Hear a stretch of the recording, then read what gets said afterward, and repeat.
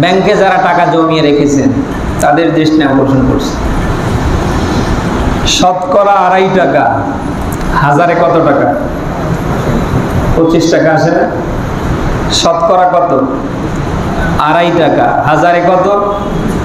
হ্যাঁ, 25 টাকা। এখন আপনার ওই ব্যাংকে যদি 10 লক্ষ টাকা থেকে থাকে আর এটার বয়স যদি হয় পূর্ণ 1 বছর, আপনার মালিকানায় যদি এই টাকাটা পুরো 1 বছর ধরে থাকে, তাহলে শতকরা 2.5 টাকা 1000-এ 25 টাকা আপনার জন্য ওখান থেকে অঙ্ক মিলিয়ে হিসাব করে যাকাত দেয়া ফরজ। নাহলে ওই ব্যাংকের জমানো টাকা থেকে আপনি যেটাই করেন এটা কখনো হালাল হবে না, এটা হবে হারাম।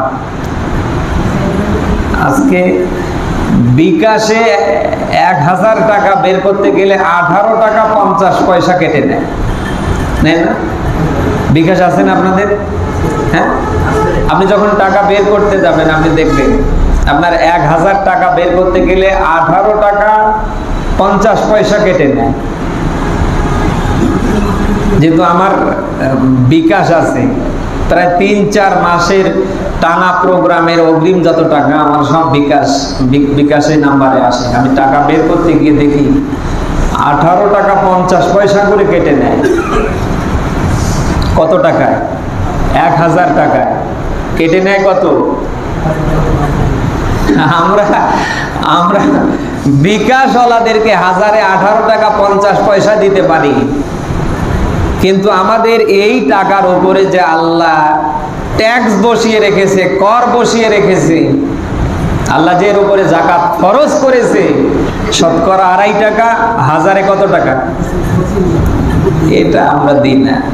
আমরা অনেকে এটাকে বিশাল বোঝা মনে করি।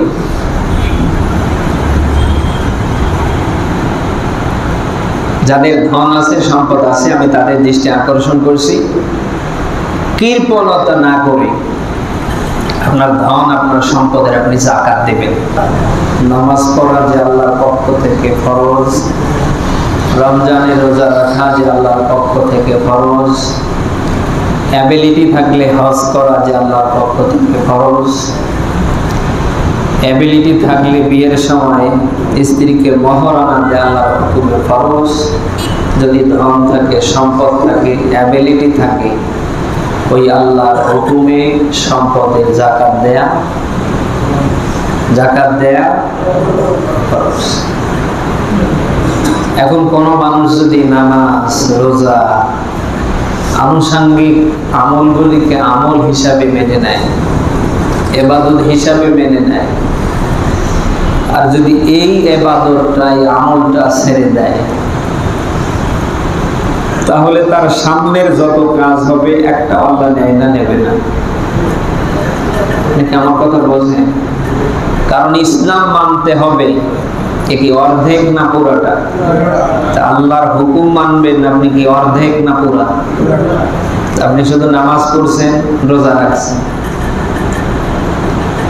বাকি গুলো তো আপনারা দেখছি না। সম্পদের পাহাড়, সেখান থেকে আপনি যাকাত দেন না।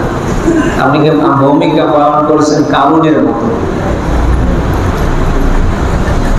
আপনি বিয়ে করার পরে এখন 8টা-10টা সন্তানের জন্ম, ওই বিয়ের সময় মহারণা যে পর্যন্ত নির্ধারণ হয়েছে ও পর্যন্ত থেমে আছে। স্ত্রীকে মহারণা দেয়া কার হুকুমে ফরজ?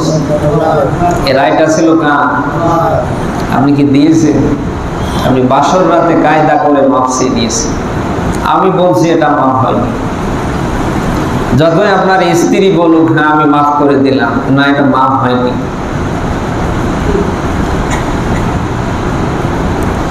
শুধু নামাজ পড়বেন, রোজা রাখবেন, সারাদিন মাথায় টুপি রাখবেন, মুখে দাড়ি বাড়াবেন, লং জুব্বা পরবেন, আর ইসলামের কিছু ফরজ বিধান মানবেন আর কিছু মানবেন না।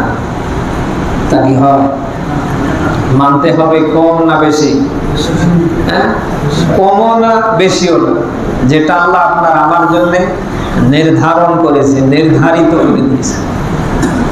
অতএব যাদের ধন আছে, সম্পদ আছে, নামাজ রোজার মতো আবশ্যকীয় একটা ফরজ ইবাদত হচ্ছে সম্পদের কি দেয়া? যাকাত দেয়া। আপনি যদি সম্পদের যাকাত দেন তাহলে আপনার সম্পদটা পবিত্র হবে, আর যদি সম্পদ থেকে যাকাত না দেন, আমি বলছি আপনার সম্পদ অপবিত্র। আপনার সম্পদ কি? অপবিত্র। আল্লাহ তাআলা নিজে পবিত্র, তিনি পবিত্রতাকে পছন্দ করেন। অতএব যাকে যতটুকু সম্পদ আল্লাহ দিয়েছে, আপনার এই সম্পদের উপরে যদি যাকাত ফরজ হয়ে থাকে, আপনার দৃষ্টি আকর্ষণ করছে, আপনি সম্পদের যাকাত দেবেন।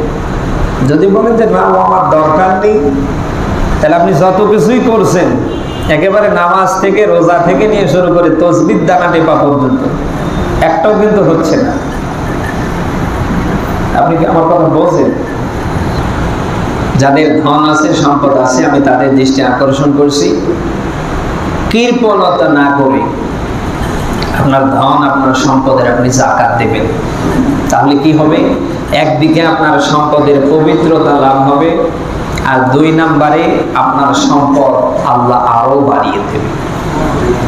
রাসূলের সাহাবী হযরতে ওসমান, আল্লাহ তাআলা এত সম্পদ তারে দিয়েছিলেন, আল্লাহ যা দিয়েছিলেন তিনি দানও কিন্তু কম করেন। তার কাছে কেউ খালি হাতে ফিরে আসেনি, 2 হাতে আল্লাহর রাস্তায় তিনি বিলীন করে দিয়েছেন। যত ব্যয় করেছেন তার তুলনায় সম্পদ আল্লাহ তত বেশি বাড়িয়ে দিয়েছেন। এই জন্য আপনার যদি ধন থাকে, সম্পদ থাকে, আপনি ব্যয় করবেন, আপনার সম্পদ কমবে না। আপনাকে আল্লাহ অন্য দিক দিয়ে, অন্য কোনো সিস্টেমে আপনার সম্পদ আল্লাহ বাড়িয়ে দেবে। আর অনেকে হয়তো মনে করে দান করলে, সম্পদের যাকাত দিলে আমি গরিব হয়ে যাব, ফাকির হয়ে যাব। কে বলেছে আপনার? আপনি যত বেশি দান করবেন, সাদকা করবেন, আপনার সম্পদের আপনি যাকাত দেবেন, জমির ফসলের ওসর আদায় করবেন, আপনার জমির ফসল থেকে আপনার অর্থে আল্লাহ তাআলা অনেক অনেক বরকত দান করবেন। আল্লাহ তাআলা আমাকে সহ যেমন সকলকে সম্পদের যাকাত সঠিকভাবে আদায় করবার তিনি তৌফিক আমাদের দান।